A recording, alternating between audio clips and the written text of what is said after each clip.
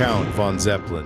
When he was toiling away, trying to perfect this thing and think about the right materials and the right mix of fuel and all that, he had no idea that 100 years later, the only thing that his name would mean hard rock.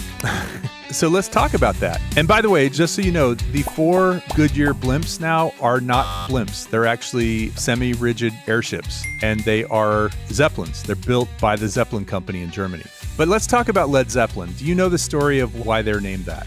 Well, I would guess that it was an expression, that something would go over like a lead balloon or a Led Zeppelin. It wouldn't go over well, right? That is correct. But the story goes that Jimmy Page was talking about creating a supergroup with Keith Moon, Jeff Beck, and a guy named John Entwistle. From The Who. Right. So I think they were playing as the New Yardbirds back then. Anyway, Keith Moon said, "Oh, yeah, mate, that would go over like a lead balloon." And Page took that and replaced the word balloon with Zeppelin because it's much bigger and more impressive. And then they actually spelled it LED so that it wouldn't be pronounced lead, because LEAD could be... That's smart.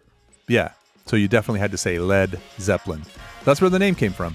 So I was kind of right about that. You were. And you didn't know that story, huh? Our boy Mooney.